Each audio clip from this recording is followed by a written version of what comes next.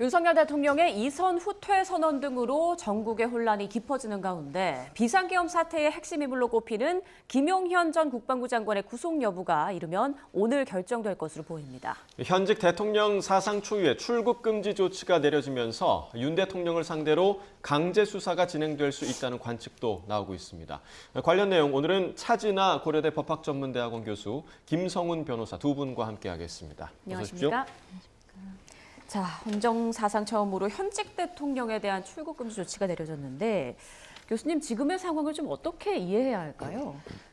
지금 윤 대통령이 지난 12월 3일에 비상계엄 요건에 해당하지 않는데 비상계엄을 선포하고 계엄군을 국회 등에 보내서 어떤 국민들에게 굉장히 분노를 지금 사고 있고요. 이러한 그 위헌적인 비상계엄 선포 및 계엄군 그 투입 행위가 내란죄에 어떤 해당하는가와 관련해서 지금 수사기관에서 수사가 진행되고 있어서 그 수사기관에서 수사하는 가장 첫 번째 단계 중에 하나가 신병을 확보해야 되기 때문에 그래서 출금 조치를 한 것으로 보입니다. 네, 자 현직 대통령에 대한 출국 금지가 헌정 사상 처음이라고 하더라고요.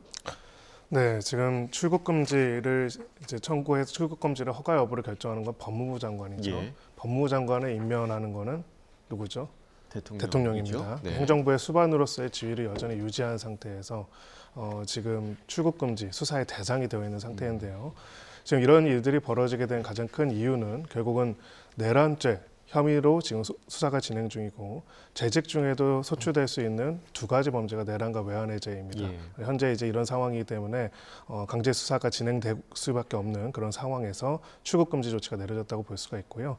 이 상황에서 결국은 이 조치가 얼마나 실효적으로 작동할 것인가. 그리고 이 부분들이 어떻게 이제 물리적으로 실효성 있게 작동될 수 있는지에 대해서 상당한 의문이 있는 그런 상황이라고 볼 수 있습니다. 가령 이런 겁니다. 기본적으로 출국 금지 조치가 내려져 있는 피의자가 만약에 국외로 도피하려고 한다고 하면은 어떻게 될까요? 공항에서 차단이 되겠죠. 기본적으로. 근데 이런 구조 자체를 아예 벗어나 있는 지위에 현재 있기 때문에 이 조치가 이루어졌다고 하더라도 얼마나 실효성이 있을지는 두고 볼 필요가 있다고 봅니다. 네, 그런데 이게 출국 금지 조치는 수사 전에 그냥 신병 확보하는 차원이잖아요. 내란죄 적용, 그러니까 혐의가 좀 짙다 이렇게 볼 수도 있는 건가요? 기본적으로 수사기관에서 이제 피의자로서 도주의 우려가 국외 도피의 우려가 있다라고 했을 때 이제 이런 출국 금지 조치 등을 청구를 하고요. 거기에 따라서 법무장관이 승인하는 구조를 가지고 있습니다. 즉 혐의점에 대해서 어떻게 보면 상당히 위중한 지금 우리 내란죄 같은 경우에는 예전에는 수괴라는 표현을 썼고요. 20년도에 개정을 해서 지금은 우두머리라는 표현을 씁니다. 아, 바뀐 거군요. 네, 오히려 바뀐 표현이 좀 더 적나라한 표현인데요. 내란 우두머리는 사형과 무기징역, 무기금고밖에는 형이 없습니다. 굉장히 중대한 범죄이기 때문에 그 범죄 혐의가 어느 정도 지금 현재 소명되는지도 중요하고 또 굉장히 중대 범죄 같은 경우에는 도주의 우려성이 더 크다고 생각하기 때문에 그 부분에 있어서는 국외 도피를 원천적으로 차단하기 위한 출국금지 조치가 사전적으로 수사 초기에 내려질 수 있습니다. 네, 자, 이 출국 금지뿐 아니라 지금 뭐 긴급 체포 가능성까지 거론되는 상황입니다. 실제로 경찰청 그 특별수사단 관계자도 긴급 체포 요건에 해당하는지 지금 검토를 하고 있다 이렇게 밝힌 상황인데 법적으로 이게 좀 어떤 의미를 가집니까? 긴급 체포가 되려면은 그러니까 중대한 범죄에 대한 범죄 혐의가 있어야 되고요. 그리고 이제 구속 사유와 마찬가지로 증거를 인멸할 우려가 있거나 도망의 어떤 우려가 있어야 되는데 지금은 이제 범죄 혐의의 중대성은 내란죄에 있어서의 우두머리는 가장 중한 범죄이기 때문에 그건 문제될 게 없는데 다만 도망할 염려나 혹은 증거인멸의 우려가 있는지 여기에 대해서는 이제 검토가 좀 필요한 것으로 보입니다. 네, 또 검찰이 어제 김용현 전 국방부 장관에 대한 구속영장을 청구했는데 혐의를 보니까 내란 중요 임무 종사, 직권 남용 등의 혐의더라고요. 이 내란 중요 임무 종사라는 게 어떤 의미인가요? 네, 내란죄 같은 경우에는 지금 현재 구성상 우두머리가 있고요. 그 다음으로 내란 중요 임무 종사가 있습니다. 그리고 거기 이제 동조하거나 선동한 사람들에 대한 처벌들도 각각의 구성이 되어 있죠. 그런 부분에 있어가지고는 김용현 전 국방부 장관이 이제 이번 비상계엄을 선포하는 형태로 내란죄를 범했다는 혐의점에 대해서 중요 임무의 종사자라는 것으로 특정을 했다고 볼 수가 있고요. 여기서 핵심적인 굉장히 중요한 함의는 김용현 전 국방장관은 우두머리로 일단 인지를 하지 않은 상황입니다. 예. 검찰에서는 결국은 계엄이라는 거 선포를 김용현 전 장관이 스스로 건의했다고 하지만은 건의를 하는 것과 선포를 할 수 있는 권한을 가지고 있는 건 다르죠. 선포 권한 자체는 대통령에게 있기 때문에 결과적으로는 이 부분에 있어가지고 윤석열 대통령이 내란죄의 공범으로서 그리고 공범이라면은 우두머리로서 이제 혐의점을 가지고 수사를 진행하겠다는 것을 보여주는 표현이다 이렇게 볼 수가 있습니다. 네, 그래서 이제 김용현 장관에 대해서 원래는 오후 3시부터 영장실질심사가 예정이 돼 있었는데 오늘 오전에 이제 속보가 나왔던 게 김용현 전 장관이 심사를 포기했다 이런 얘기가 나왔습니다. 이거를 좀 어떤 의미로 해석해야 하는지, 그러니까 본인이 혐의를 인정한다라고 해석을 해야 되는지 아니면 좀 다르게 해석이 될 수 있습니까? 이제 본인이 왜 포기했는지 지금 예. 말을 하지 않기 때문에 우리가 속단할 수는 없습니다만 여러 가지 가능성을 놓고 보면 영장실질심사를 해봤자 구속될 가능성이 너무 높다라는 어떤 현실적인 판단 때문에 포기했을 가능성이 있고 이것은 방어권을 포기하는 거거든요. 예. 사실은 이제 특히 범죄 혐의의 소명이 됐느냐 하는 부분을 이제 다툴 수가 있고 어떤 도망의 우려가 없다, 증거인멸의 우려 없다 이런 것들을 방어권을 행사할 수가 있는데 그걸 스스로 포기한 것들은 사실상 이제 증거인멸의 우려와 관련해서는 여러 보도된 바에 따르면 이 증거인멸의 우려 때문에 지금 구속영장이 청구된 것으로 보이기 때문에 예. 그래서 그 부분에 있어서는 다퉈도 별로 소용이 없다라는 판단이 있을 수 있고요. 또 두 번째는 추측하기로 만약에 영장실질심사를 받게 되면은 이제 언론에서 취재를 나와서 이제 많은 기자들 앞에 서야 되는 이제 그런 예. 부담이 있는데 그것이 상당히 부담스러웠지 않았는가. 그래서 만약에 그런 것을 감수하고라도 영장실질심사를 받아서 본인이 어떤 구속을 면할 수 있다는 전망이 있었다면은 아마 포기하지 않았을 텐데 어차피 결과도 달라지지 않을 건데 영장실질심사 받으러 출석하면서 여러 언론을 마주해야 되는 그런 것들이 상당히 부담으로 작동한 거 아닌가 싶습니다. 네, 김용현 전 장관이 영장 심사를 포기하면서 영장 발부될 가능성이 좀 더 높지 않을까 이런 추측을 하게 되고요. 그 결과가 나오는 시점도 좀 더 당겨지지 않을까 싶은데 어떨까요? 네, 그렇습니다. 이 사건은 사실은 굉장히 중요한, 어찌보면 헌법적으로도 그렇고 국가적으로도 굉장히 중요한 사건이기 때문에 신속하고 공정한 수사가 굉장히 필수적인 상황입니다. 그리고 내란 중요 임무 종사라고 한다면은 그 내란죄의 중요한 국헌 문란의 목적과 사전 준비와 실행 단계에서 주도적인 역할을 한 사람이라고 볼 수가 있기 때문에 이 부분에 대한 신병 확보는 반드시 이루어질 가능성이 높다라고 볼 수 있고요. 네. 그걸 바탕으로 해서 이제 추가적으로 이런 부분에 대해서 누가 인지를 하고 어떤 지시를 받았고 결국은 우두머리로서 대통령의 책임이 어디까지 있는지에 관한 수사도 빠르게 진행될 가능성이 높습니다. 예, 그러니까 내란에 대한 중요 임무에 종사한 자에 대한 구속영장이 만약에 오늘 발부가 된다면 바로 검찰의 이제 칼끝이 윤 대통령으로 향할 것으로 지금 예상을 하십니까? 어떻게 좀 보세요? 예, 보통 가장 핵심적인 중요 피의자에 대한 조사는 모든 재반 나머지 피의자, 공범들에 대한 조사가 마치고 예. 마지막에 이루어지는 것이 일반적입니다. 그것은 여러 가지 의미에서의 의미가 있는데요. 첫 번째로는 이제 각각의 참고인들과 중요 공동 공범들의 진술과 그리고 그런 자료들을 바탕으로 해서 나중에 이제 부인할 수 없는 여러 가지 객관적인 증거들을 확보하기 위한 부분들이 있고요. 예. 다만 이제 이런 거는 일반적인 수사에서는 이렇게 될 수가 있지만 만약에 핵심 피의자가 전체 피의자의 관계에서 상부로서 지휘와 감독 권한을 가지고 있는 상황이라고 한다면은 현재로서도 증거인멸의 우려성이 굉장히 높다라고 볼 수도 있는 부분이 예. 있기 때문에 이런 부분에 있어가지고는 일반적인 원칙과는 다르게 윤석열 대통령에 대한 직접적인 수사를 빠르게 진행하고자 할 가능성도 완전히 배제할 수는 없습니다. 네, 비상계엄 관련자들의 증언도 쏟아지고 있는데요. 오늘은 여인영 방첩사령관이 정치인 등을 체포하고 구검 시사를 준비하라 이런 지시를 했다는 증언이 나왔습니다. 앞으로 누구의 입 또 혹은 어떤 증언에 좀 관심을 모을 수 있을까요? 관심을 쏠리고. 그러니까 가장 이제 그 내란죄에 있어서 중요한 거는 사실은 이제 그 국회의 그 권능 행사를 불가능하게 하려고 했던 것인가 병력으로서 이게 이제 가장 큰 그 목적 포인트거든요. 예. 그래서 그 국헌 문란의 목적과 관련해서는 그 헌법에 의해서 설치된 국가기관을 강압에 의해서 그 권능 행사를 불가능하게 해야 합니다. 그래서 결국은 그 계엄군을 국회에 보낸 목적이 무엇인가와 관련한 여러 가지 정황들이 있는데 그런 정황들과 관련해서 어떤 지시들을 했는가, 국회의원들을 다 체포해서 감금하라고 한 것인가, 아니면 특정한 본인의 어떤 사감이 있는 몇몇 인사들만, 거기에는 이제 국회의원들도 아닌 사람들도 많은데요. 예. 그런 거에 한정되는 것인지, 아니면 더 나아가서 국회의원들 전체적으로 감금하고 어떤 그런 나가지 못하게 하라는 지시가 있었는지, 혹은 끌어내라고 한 것들이 전체 다 끌어내고 아예 이제 국회의 그 활동 자체를 못하게 하려고 했던 것인가, 뭐 이런 것들과 관련한 여러 가지 사실관계들을 좀 조사를 해봐야 될 것 같습니다. 그 여러 지금 증언들이 나오고 있는데 그 증언들이 김용현 장관을 향하는 경우들이 굉장히 지금 많거든요. 김용현 장관이 시켰다, 어떻게 했다, 그런 증언들이 많은데, 그러면 오늘 그 영장심사를 김용현 장관이 포기한 그 이유 가운데 하나도 이런 증언들이 본인을 향하고 있다라는 그런 부담감이 작용했을 가능성에 대해서는 좀 어떻게 보십니까? 네, 사실은 이 사건에 대해서는 핵심적인 관계자들의 진술과 증언들이 계속적으로 나오고 예. 있습니다. 보통 이제 우리가 일반적인 수사 과정에서는 수사가 한참 진행되고 나서야 이제 이 부분이 나오는 과정이라면은 지금은 이제 계속적인 기자회견, 또 국회 출석에서의 발언들이 이루어지고 있는 상황이죠. 그런 부분에서 김용현 전 장관의 직접적인 지시를 받았다고 하는 증언들이 계속 나오는 상황에서 본인의 혐의점을 부인하는 것이 사실 큰 의미가 없을 것이라고 생각했을 가능성이 높다고 생각합니다. 그럼 지금 긴급 체포된 상황에서 이러한 증언의 소식들을 김용현 전 장관이 들을 수 있는 겁니까? 변호인과의 접견권이 있기 때문에 네. 사실상 변호인을 통해서는 구체적으로 어떤 내용들이 나와 있는지 전국 상황들을 다 들을 수 있을 것으로 보이고요.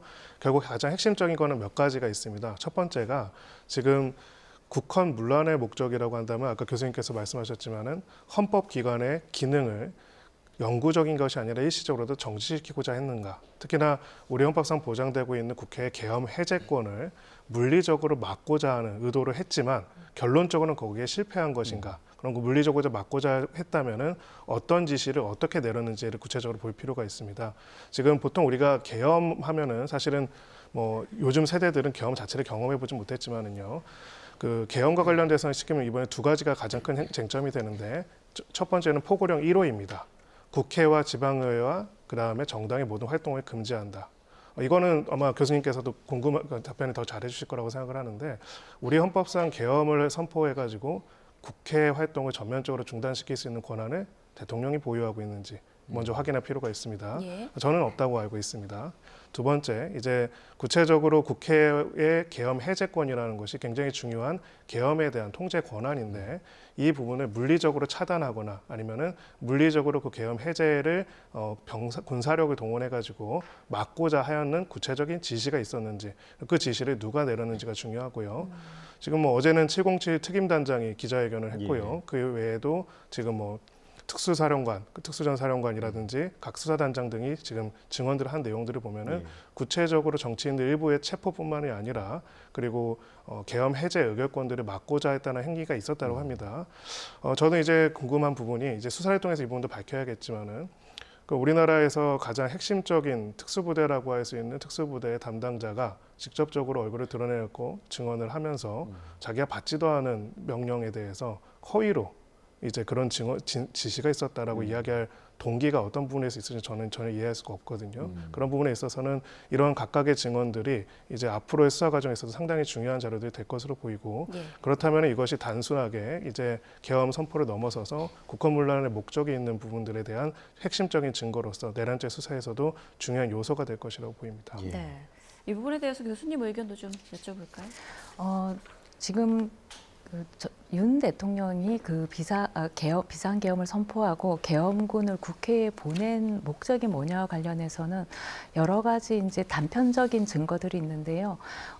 전두환 노태우 내란 사건에서 그 대법원 판결을 보면 그 국헌문란의 목적을 우리가 인정하기 위해서는 단편적인 어떤 그러한 그 증인이나 자료만 보고 판단하면 안 되고, 행위 그 자체, 그리고 행위에 이르게 된 경위, 그리고 행위의 결과를 종합해서 검토해야 된다라고 돼 있는데, 만약에 이제 그 계엄 국방부 장관의 독단적인 그런 게 아니고, 만약에 윤 대통령이부터 지시해서 한 거라고 한다면 예.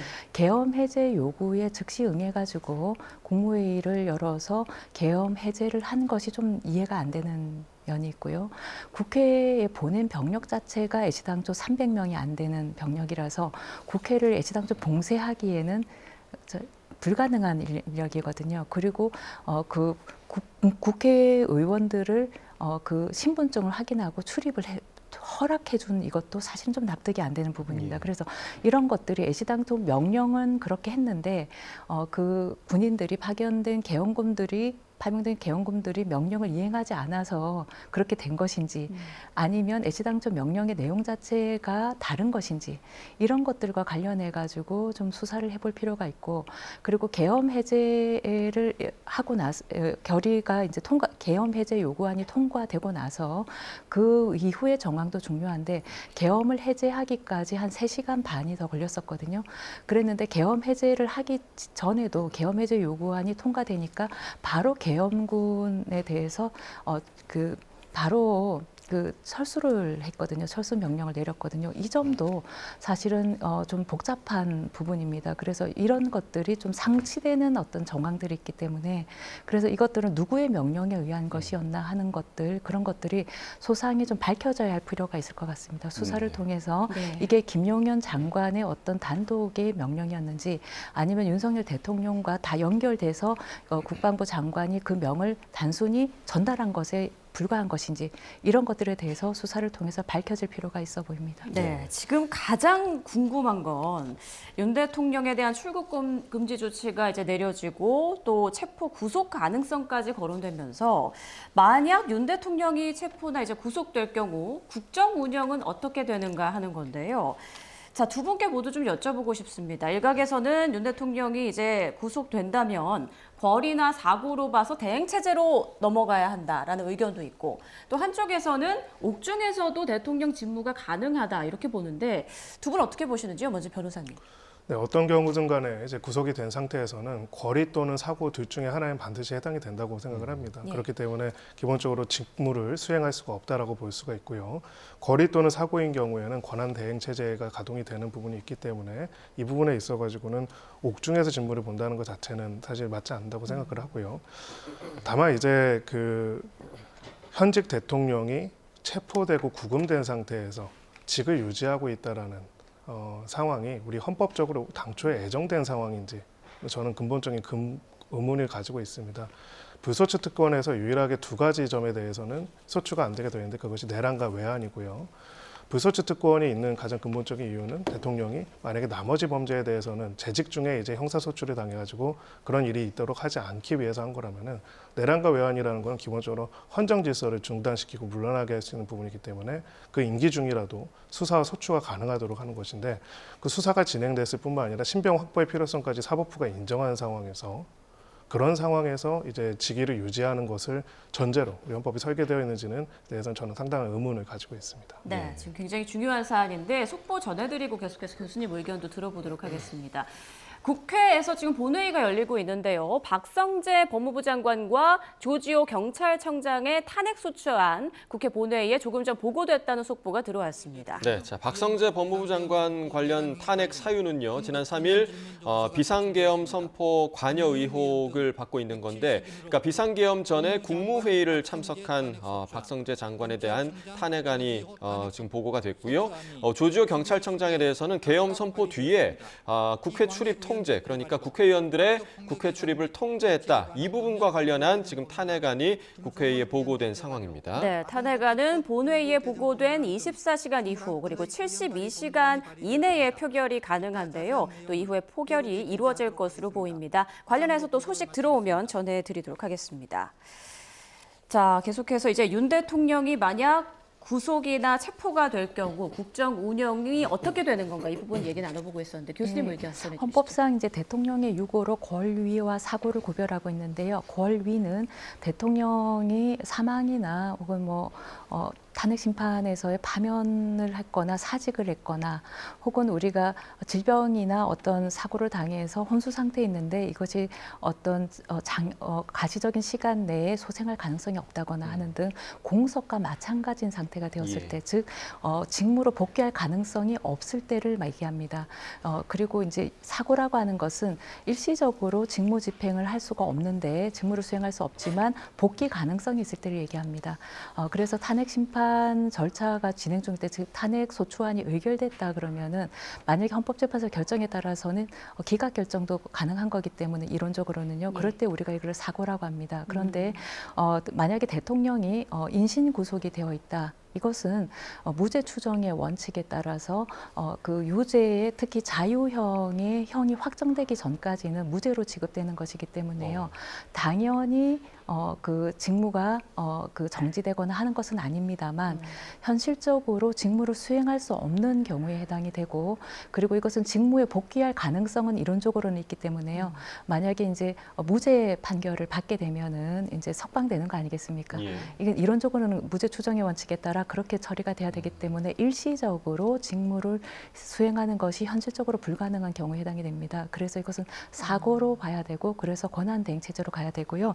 우리가 그 유사한 규정이 지방자치법 124조 1항 2호에 보면은 이 단체장에 대해서 이제 권한 대행을 하도록 하고 있는 규정이 있습니다. 예. 그래서 거기 그거의 하나가 공소가 제기돼서 그 구금 상태에 있을 때 단체장이 그러면 이제 그 직무 대행을 하도록 되어 있거든요. 요거는 이제 사고시를 얘기하는 것입니다. 예. 네, 그러니까 정리해 보자면 탄핵안이 만약에 통과가 되면 사고로 봐서 대행 체제로 넘어가게 되는 거고, 체포가 되는 경우도 무죄 판결이 나오기 전까지는 일시적으로 대행 체제로 넘어갈 수 있다, 이런 말씀이시죠? 그렇습니다. 만약에 그러면 권한대행 체제로 넘어갔는데 나중에 무죄 판결이 된다. 그럼 그러면 대통령직에 다시 직무로 복귀를 하는 복귀하는 겁니까? 것입니다.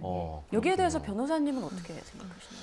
네, 기본적으로 이제 어느 경우든 간에 거리와 사고 중에 하나에 해당될 수 있다. 구금이라는 것이 소위 말해서 정상적인 직무를 수행할 수 없는 유고가 맞다라는 거에 대해서 저는 전혀 이견은 없습니다.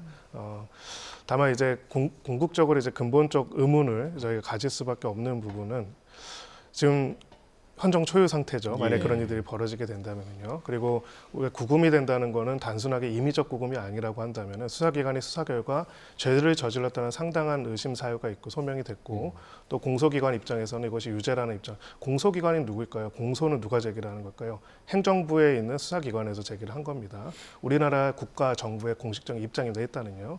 사법부가 이제 최종적인 판결을 내리기 전이지만 일단은 지금 죄를 저질렀다는 상당한 구속의 필요성과 그다음에 상당성을 인정해가지고 영장을 발부해서 구금이 된 상태인데 이런 상태를 유지한 상태에서 그리고 그것도 그 혐의점이 내란죄인 상태에서 계속 이제 직을 유지하고 그 직을 유지시킬 수 있도록 하는 것이 맞는지에 대한 근본적인 고민은 필요하다는 생각이 듭니다. 그러니까 왜 자꾸 이 말씀을 저희가 드리냐면요.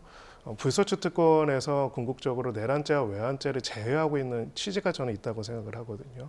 여러 범죄들이 있는데 그 중에서도 왜 이 두 가지 범죄에서 심지어는 극단적으로 얘기하면 살인죄도 거기에는 없습니다. 예.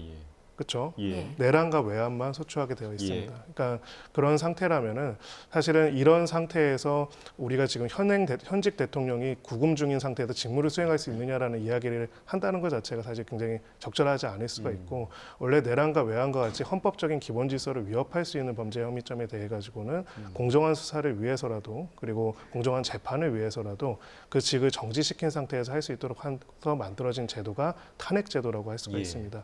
단순하게 정치적인 제도뿐만이 아니라 그리고 기본적으로 이런 과정에 있어서의 공정한 어떤 판단들을 위해서 만들어진 제도라는 점에 있어서는 그런 불행한 사태가 발생하기 전에 역시 그런 헌법적인 질서가 작동해야 하는 것이 아닌가라는 생각이 듭니다. 자, 만약에 이 상황이 대통령의 사고 상황으로 판단이 돼서 권한대행 체제로 넘어간다라고 가정을 해봤을 때, 그런데 지금 국무위원들에 대한 탄핵안 발의가 이어지고 있단 말이죠. 만약에 권한대행을 해야 하는 국무총리마저 탄핵이 된다면 그때는 또 상황이 어떻게 되는 겁니까? 그래서 이제 저는 이제 제 개인적인 의견을 말씀드리기보다는 예. 그냥 법리만 말씀을 예. 드리면은요.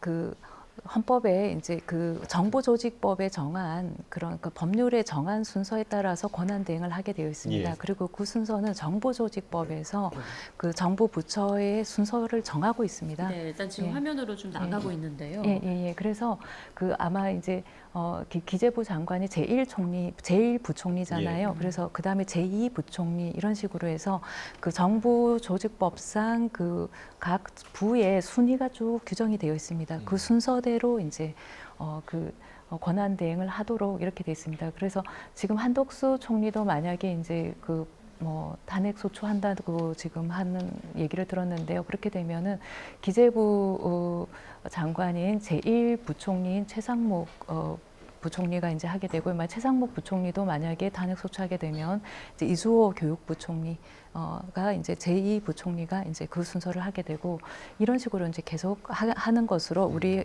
헌법과 정부조직법에서는 이런 국가 비상 사태에 준하는 사태에 있어서 어떤 대통령의 유고시에 권한 대행 순서를 결정해 놓고 있습니다. 네. 자, 그러면 헌법상 대통령의 권한인 군 통수권을 국무총리가 행사할 수 있게 되는 건가요? 대행체제로 넘어가기 전에? 네, 권한 대행이라는 것 자체가 대통령의 권한에 대행하는 것이기 때문에 가능하다라고 볼 수가 있고요. 권한 대행 자체가 이제 대통령의 유고, 권리와 사고로 인해 가지고 그 직무를 수행하지 못하는 경우에도 공화국의 대통령으로서의 역할을 하고 그 책임을 다해야 하기 때문에 기본적으로 대통령의 권한을 행사할 수 있다라고 볼 수가 있습니다. 네, 알겠습니다. 자, 이 더불어민주당을 비롯한 야 6당이 이번 주 토요일이죠. 14일에 윤석열 대통령 탄핵 소추안 표결을 재추진하고 있는 상황입니다. 이런 가운데 지난주 탄핵안 첫 표결에 참여하지 않은 국민의힘 의원들에 대해 시민들이 다양한 방법으로 압박을 이어가고 있는데요. 화면 함께 보시겠습니다. 자, 신성범 국민의힘 의원이요. 나흘 전 자신의 SNS에 공개한 캡처 사진입니다. 읽지 않은 메시지 무려 10,000개가 넘고요. 또 탄핵 찬성을 촉구하는 비슷한 문자가 쌓여있는 상황이고, 자, 이건 하루 뒤에 또 신 의원이 공개한 사진인데 하루 만에 문자가 4만 개 이상이 쌓여 있습니다. 여기에는 반대로 탄핵 반대를 외치는 문자도 상당수 보이는 상황인데요. 이렇게 신 의원 외에도 수많은 국민의힘 의원들이 이처럼 적어도 수천 개에서 수만 개의 문자 폭탄 압박을 받고 있는 상황입니다. 자, 그리고 이번엔 한 온라인 커뮤니티에 올라온 글인데요. 표결에 참여하지 않은 국민의힘 의원들을 영구 박제하는 사이트를 만들겠다면서 이렇게 사이트 주소까지 올렸습니다. 그 주소를 읽어보면 내란24입니다. 자, 클릭해서 들어가 봤더니 탄핵안 불참자 리스트라는 제목 아래 의원들의 사진과 이름, 지역구 정보까지 이렇게 차례로 정리돼 있습니다. 이 사이트를 본 누리꾼들은 고향이 어딘지도 적어놔라, 어떤 발언을 했는지도 추가해라 라면서 해당 의원들에 대한 구체적인 정보를 업데이트해 줄 것을 요구하기도 했습니다. 그리고 의원들의 지역구 사무실도 몸살을 앓고 있습니다. 도봉구에 위치한 김재섭 의원의 지역구 사무실인데 입구가 말 그대로 난장판이 돼 있고요. 문에는 이처럼 케첩 테러, 그리고 옆에는 근조 화환이 있습니다.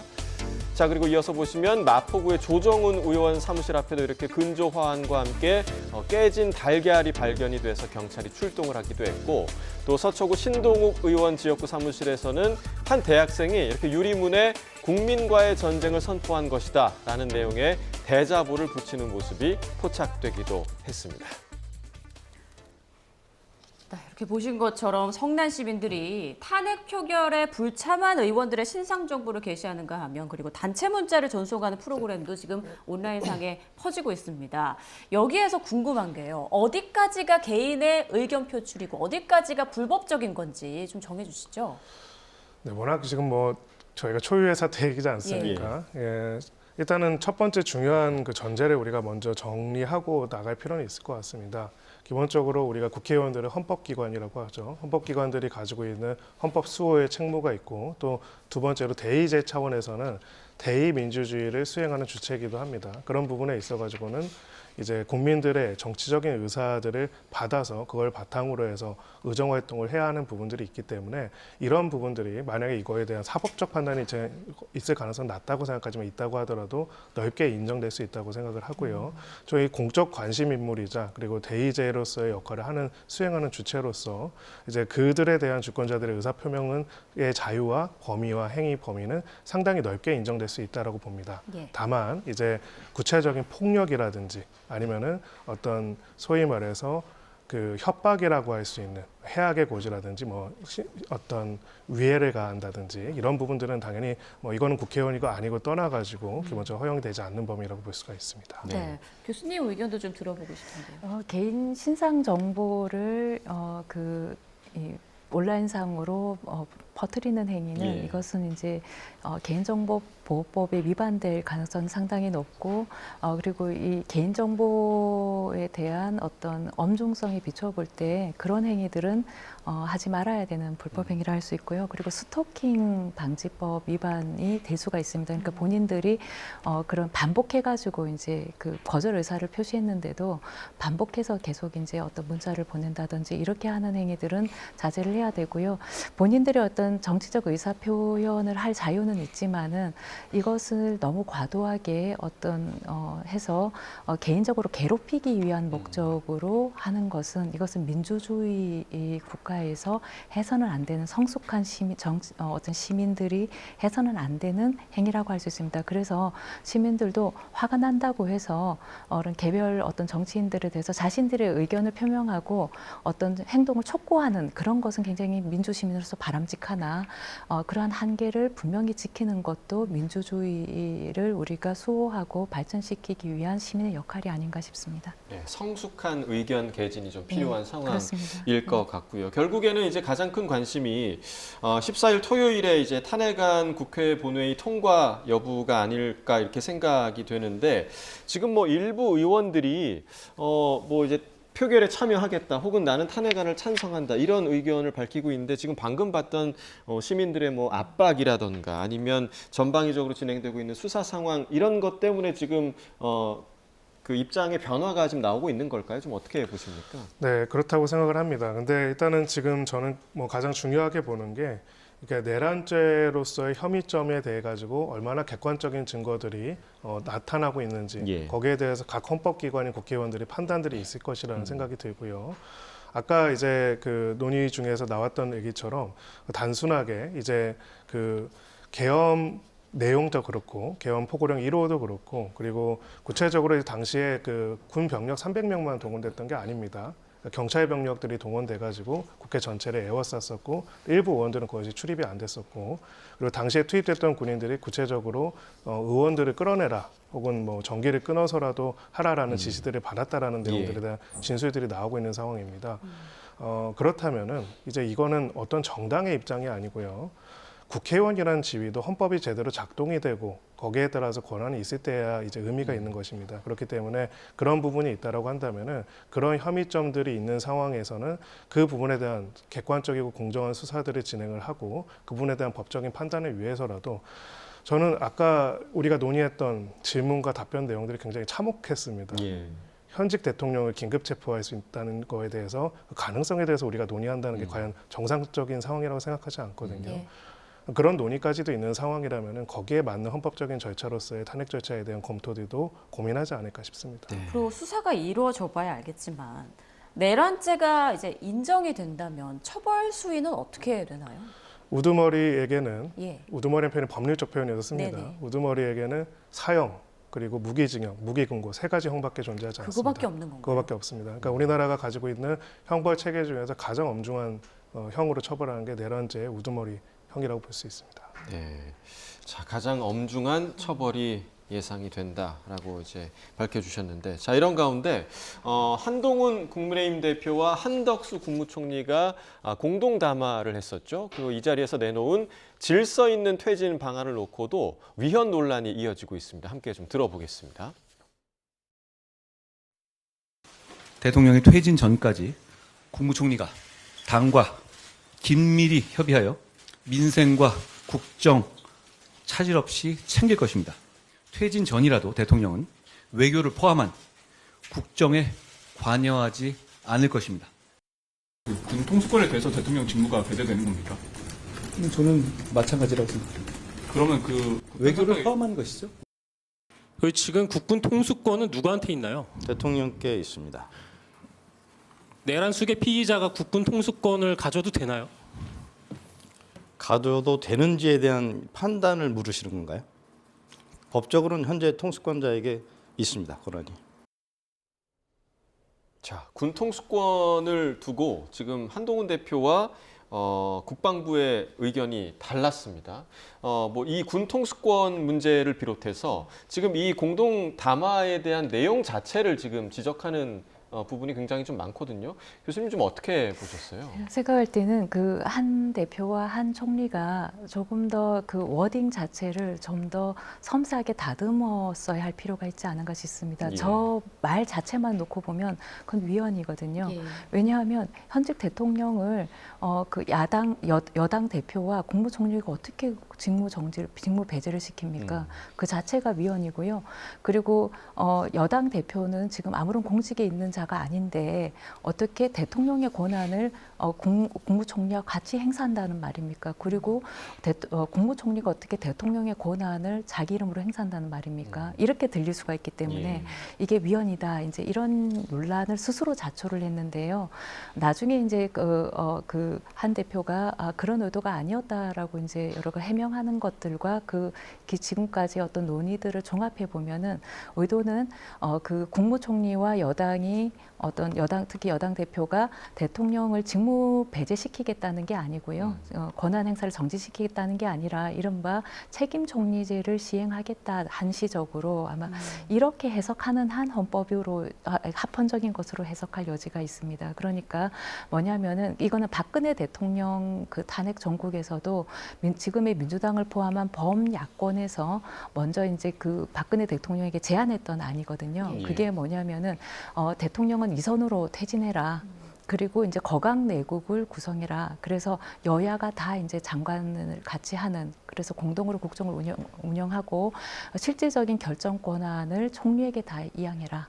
그래서 어떤 결정을 하면 지금은 어떻게 하냐면 대통령이 실질적으로 결정하고 국무총리는 이제 국무회의 심의를 거쳐서 부서를 하는, 그러니까 같이 서명하는 이런 시스템으로 하고 있는데, 이게 아니고 실질적인 결정을 총리가 하도록 대통령이 권한을 가진 대통령이 위임하는 겁니다. 이런 식으로 해야 한다, 이렇게 주장을 했었거든요. 그리고 그런 것을 얘기하는 것 아닌가. 그리고 이러한 책임 총리 그리고 질서 있는 퇴진론은 전제가 있습니다. 일단 국무총리는 직접 선출된 그런 공직자가 아니기 때문에 민주주의 정당성이 매우 약해서 이러한 체제를 오랫동안 장기간 끌고 갈 수는 없습니다. 예. 그래서 이것은 반드시 가시적인 기한 내에 윤 대통령이 자진해야 한다는 것을 전제할 때만 이것이 이제 작동할 수 있고요. 그러려면은 이러한 로드맵을 구체적으로 좀 소상히 국민들께 설명하면서 동의를 좀 합의를 좀 구하는 그러한 어떤 야당에게도 마찬가지고요. 그러한 과정이 좀 필요한 것 같습니다. 그리고 또한 국민들의 우려가 이상민 그 행안부 장관에 대해서 이제 면직안을 제가를 했는데요.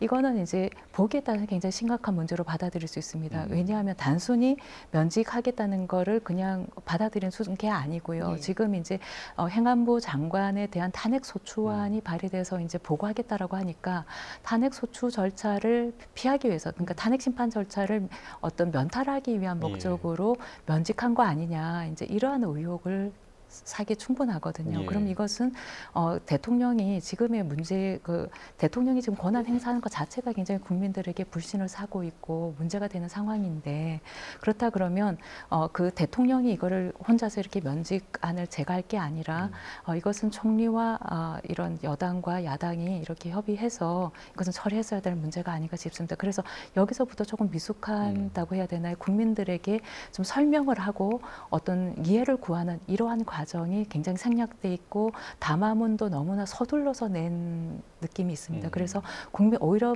위헌 논란을 일으키고 반발을 많이 불러일으킨 그러한 점에서 문제가 있는 담화가 아니었나 싶습니다. 네, 조금 전 교수님께서 그러니까 대통령 하야전 한시적으로 책임 총리제로 이루어질 수도 있다, 이런 방안 하나를 이제 얘기를 해주셨는데, 그럼 한시적으로 책임 총리제 체제가 이루어진다면 그 당시에 군 통수권자는 대통령이지만 왜냐하면 군 통수권이라고 하는 것은 한시도 비울 수가 없는 것입니다. 우리나라의 특수한 안보 상황을 생각할 때 더욱 그렇고요.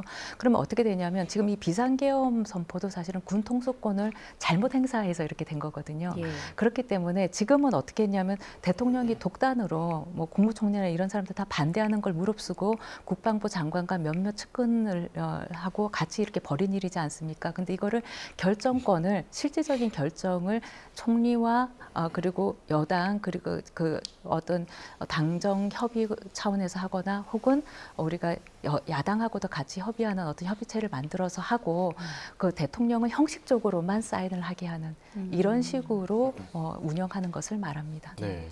자, 지금 그 교수님께서 말씀해 주신 것 중에 사실 이 계엄 사태가 발생한 이후에 국무위원 전원이 사의 표명을 했는데 그 가운데서 지금 면직 제가를 한 인물이 두 사람입니다. 김용현 전 장관 그리고 이상민 전 장관 이렇게 두 사람을 콕 집어서 면직 제가를 한 부분에 대해서 굉장히 좀 비판의 목소리가 높은데 변호사님 그 부분은 좀 어떻게 보셨습니까? 네, 보면은 계엄에 따라 가지고 이제 물리력을 동원한다고 했을 때 이제 가장 핵심적인 물리력의 두 주체가 군과 경찰입니다. 예. 국방부 장관은 군과 관련된 주무장관이고요. 그리고 행안부 장관은 경찰과 관련된 주무장관입니다. 어찌 보면은 이제 앞으로의 수사에 있어서의 가장 핵심적인 수사의 또 대상이 될 수가 있고 또 공범으로서의 여러 가지 문제제기가 있을 수도 있고 당연히 이제 뭐 오늘도 탄핵안이 또 다른 탄핵안이 이제 발의가 됐다고 했지만 예. 탄핵안의 대상이 될 수 있다는 점에 있어가지고는 어떤 면에서는 이제 그런 점들을 고려했던 부분들이 있지 않을까라는 생각이 들고요. 저는 사실 굉장히 위험하고 위급한 상황이라고 보고 있습니다. 뭐 아시다시피 아까 지금 나와 있는 국방부에서는 군 통수권을 가지고 있고 여전히 통수권자다라고 이야기를 하고 예. 있고요. 여당 대표님과 총리님은 나오셔서 지금 이선으로 배제되어 있어서 꼭 그렇지가 않을 수 있다라는 얘기를 하고 있고요. 대통령의 권한은 윤석열 대통령 개인의 권한이 아닙니다. 민주공화국이 대한민국의 권한이고요. 그 권한이 지금 누구에게 있고 어떻게 행사되고 어떤 방식으로 가야 하는지 교수님께서 잘 설명해 주셨지만은 명확하고 투명하게 있어야 합니다. 대통령이 권한을 행사하고 있다면 권한을 행사하고 있는 거고요. 대통령의 권한을 행사하지 않는다면은 그것이 하야든 아니면 탄핵에 따른 직무정지든 명확한 법적인 절차에 따라 가지고 이루어질 필요가 있는 겁니다. 지금 근데 이런 면에 있어서는 굉장히 위험한 상황이라고 생각을 하고 있고요. 예. 이 부분에 있어서는 헌법적으로 해결할 수 있는 절차들과 방법에 따라 빠른 조치들이 이루어지지 않는다면 이 위험이 다른 위험으로 더 전이될 수도 있다고 생각을 하고 있기 때문에 이 부분을 우리 모두가 고민해봐야 하는 문제가 아닐까 하는 생각이 듭니다. 예. 네. 일단 수사 결과와 어떤 상황이 이루어지는 거에 따라서 윤 대통령의 거치나 앞으로의 방향도 좀 달라질 것 같은데 지금 수사기관 세 곳에서 수사를 진행하고 있지 않습니까? 이 상황들을 보니까 각 기관의 어떤 장점과 한계가 좀 드러나는 것 같아요. 정리를 좀 해주실까요? 네, 최근에는 이제 공수처가 그 공수처법상의 이첩 권한을 행사해가지고 이첩을 요구했죠. 공수처가 내세우는 가장 핵심적인 이유는 공수처는 이제 소위 말해서 누구의 지휘도 받지 않는 독립기관이다. 그래서 지금과 같이 굉장히 엄중한 사안에 있어가지고는 독립성에 있어가지고 가장 신뢰할 수 있는 기관이라는 것을 내세우고 있습니다. 하지만 약점으로 보자면은 결국 공수처 같은 경우에는 경험과 인력 모든 면에서 두 기관에 비해 가지고 사실 충분한 경험들을 안 가지고 있다라는 문제 제기가 있고요. 경찰 같은 경우에는 이제 공식적으로 내란죄라는 범죄를 수사할 수 있는 기관은 경찰이 맞습니다. 예. 이거는 뭐 논쟁의 여지 없이 맞고요. 다만 이제 경찰 같은 경우에는 지금 주요 혐의자 중에 하나인 경찰청장의 지휘를 어쨌든 받을 수도 있는 상황이기 예. 때문에 또 탄핵안이 통과된다면 모르겠지만은 이 부분에 있어가지고 수사 대상인 경찰청장이 지휘를 하고 있는 상태에서 경찰이 제대로 수사를 할 수 있을 것인가, 또 내란죄와 같은 대형 특수 수사를 해본 경험이 있는가에 대한 문제 제기가 있는 상황이 있습니다. 검찰 같은 경우에는 원칙적으로는 내란죄가 아닌 직권남용 그리고 직권남용과 유관하 있는 범죄에 대해서 수사를 할 수 있는 것이 맞는데 이 부분에 있어서는 뭐 충분한 경험들은 있을 수 있겠지만은 무엇보다도 현재 이제 이 검찰이 얼마나 이 부분에 있어서 내란죄의 직접적인 수사를 주도할 수 있는 영역이 아닌데 할 수 있는지에 대한 비판과 또 중립성에 대한 그리고 지금 법무부 장관 또한 이제 여러 고발의 대상이 될 수도 있는 그런 상황에 있어가지고 중립성에 있어서의 문제 제기들이 있는 각각의 상황이기 때문에 여러 가지 난점들이 있습니다. 네, 지금 각 수사기관들이 경쟁적으로 지금 수사를 진행하고 있는 그런 상황이고 어제 공수처가 신청한 대통령에 대한 출국 금지 조치가 법무부에 의해서 통과가 되면서 지금 대통령실에 대한 강제 수사도 가능한가? 이 부분이 좀 궁금하거든요. 어떻습니까, 교수님? 그래서 이론적으로는 우리가 압수수색의 대상이 한정되어 있지 않기 때문에 예. 이론적으로는 다 가능합니다. 그런데 이제 지난 그 박근혜 대통령 당시에 그 압수수색 청와대에 대해서 압수수색 영장이 발부되었는데 그때 당시에 황교안 전 그 국무총리 당시 그 권한 대행이었죠. 그 압수수색을 거부를 했었기 때문에 임의 제출 형식으로 그래서 뭐 제출하는 그런 그 압수수색의 대상인 그런 여러 증거들에 대해서 임의 제출하는 문건을 그냥 제출한 것으로 그것을 가름했던 것이고 그것이 이제 국민들에게 굉장히 많은 실망과 비판을 받았던 그런 행동이었거든요. 그래서 일단은 그 압수수색을 할 때 이제 그 청와대든 아니면 과거의 청와대든 현재 대통령실이든 어떤 국가의 중요한 기밀 같은 것들이 그 안에 있을 수 있기 때문에 압수수색 영장을 집행하더라도 다른 기관의 어떤 혹은 다른 사인에 대한 압수수색 영장을 집행하는 것과는 좀 다르게 여러 가지 보안 차원이나 이런 데서 굉장히 신경을 써야 될 부분이 많이 있을 것이고요. 그런 것들을 좀 갖춰서 한다면 대통령실에 대해서도 압수수색을 신중하게 집행하는 것이 오히려 법 앞에 평등이라는 원칙에 맞지 않는가 싶습니다. 네. 지금 국회 본회의가 열리고 있는데 여기에서 내란행위 상설특검안을 이제 상정할 예정이라고 합니다. 상설특검이 이제 의결이 되면 대통령이 거부권을 행사할 수 없지만 그 후보자 임명 등을 안 할 수도 있다 이런 얘기가 있던데 좀 어떤가요? 네, 상설특검에 대한 임명 권한이 대통령에게 있습니다. 예. 네, 그렇기 때문에 상설특검을 추천을 하더라도 대통령이 임명을 안 하고 있다면은 사실상 상설특검이 작동할 수가 없을 수 있고요. 다만 어제 뉴스를 보니까 어제 상설특검 관련된 이제 특검 관련된 이제 법률 개정안을 또 발의했다라고 합니다. 네, 만약에 이제 그 해당되는 법률이 통과되면은 이제 대통령이 일정 기간 내에 상설특검을 임명하지 아니하는 경우에는 이제 국회의장이 뭐 임명할 수 있다 뭐 이런 조항을 넣었다고 하는데 그 법안이 통과가 되고 그 법안이 공표가 된다면은 그렇다면은 이제 달라질 수는 있다라고 보여지고요. 하지만 지금 있는 여러 가지 수사의 속도와 좀 긴박성을 봤을 때는 실제로는 이제 이 법률안이 통과가 돼서 거기에 따라서 상설특검이 임명되는 것까지는 또 상당한 시간이 걸릴 가능성도 배제할 수 없습니다. 네, 알겠습니다. 지금까지 두 분과 함께 사상 초유의 비상계엄 사태와 관련해서 이야기 나눠봤습니다. 차진아 고려대 법학전문대학원 교수 김성훈 변호사와 함께했습니다. 고맙습니다. 감사합니다.